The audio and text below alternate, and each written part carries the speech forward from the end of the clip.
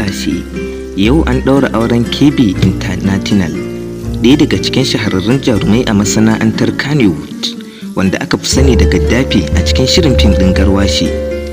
Jarumin kowa ya san shi da hawa aktin ɗin waƙoƙi, kamar yadda ya dinga hawa aktin ɗin waƙoƙin Hamisu Breka, Garzali Meko, Sani M. Ahmad, Kawu Ɗan Sarki da dai sauran shahararrun mawaƙa.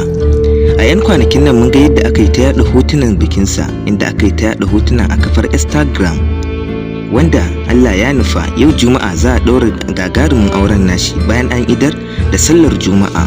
Kamar yadda a yanzu muna tafi da wasu kyawawan hotunansa shi da amaryar tashi.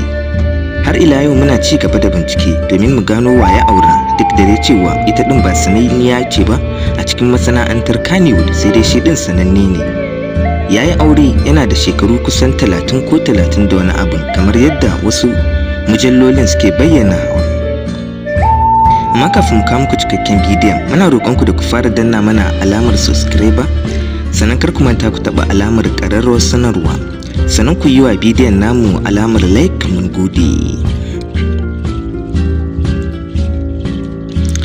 Tabbas babu shakka duniyar Kannywood ta yi gaskiya, kamar yadda a 'yan kwanakin baya ta taɓa bayyana cewa bayan shagalin bikin auren Rahama Sadau da kuma na Adam Zango da aka yi a 'yan kwanakin nan, sabon aure zai bullo kai a Kannywood wanda zai ba al'umma da dama mamaki.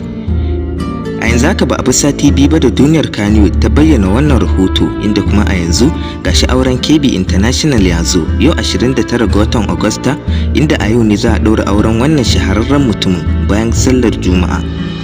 A yadda aibin ya nuna, bayan an idar da sallar Juma'a 29 ga watan August za a ɗaura auren KB International, inda jaruman Kannywood da dama sun halarci wajen dina ɗinsa da aka yi tare da wajen ƙauyawa. An nuna masa halacci, inda 'yan Kannywood ɗin suka nuna farin cikinsu da murnarsu a wajen bikin KB International ɗin, wanda hakan babban nasara ce a wajen KB ɗin. Amma masu kallon mu da masu sauraron mu, a yanzu haka muna tafi da bidiyon duniyar Kannywood inda ta yi tankaɗe da rayawa domin ku saurari irin bayanin da ta yi, wanda bayanin kukan ku zai baku mamaki, domin kuwa tun bayan gama ɗaurin auren Adam Zango da Rahama Sadau, duk da cewa su auren sirri suka yi, amma duniyar Kannywood ɗin ta bayyana cewa za a yi sabon aure a Kannywood, wanda hakan kuma zai ba mutane mamaki sosai matuƙa. Domin dai KB International bai taɓa bayyana wai budurwar da yake soyayya da ita ba a kafafensa na sada zumunta, har sai da auren ya rage bai fi irin sati biyun nan ba ya fara yin posting don hotunansa a tare, sannan ya ci gaba da bayyana cewa 29 ga watan August za a sha gagarumin shagalin bikin nasa, wanda kuma gashi yau Allah ya nufa ranar ta zo. Dan haka kuwa ku gyara zama domin ku kalli waɗannan kyawawan hotunan da kuma bidiyon duniyar Kannywood ɗin da kamar haka. Bayan auren Rahama Sadau da Adam Zango, sabon aure zai girgiza Kannywood.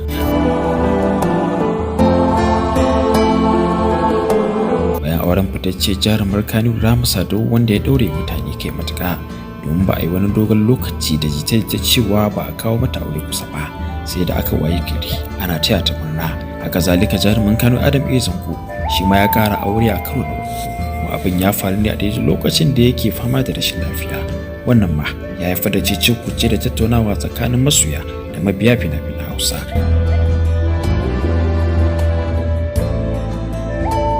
A halin yanzu kuma ana ta jita-jita cewa akwai wani aure da za a yi a Kannywood wanda zai girgiza masana'antar baki daya. Masu gumi suna cewa wannan aure ne wanda zai tashi kan kowa, ya fi kowane aure jan hankalin al'umma. To a ganin ku wace ce ko wane ne zai yi wannan aure da ake tiyayatawa a gaban sada zumunta?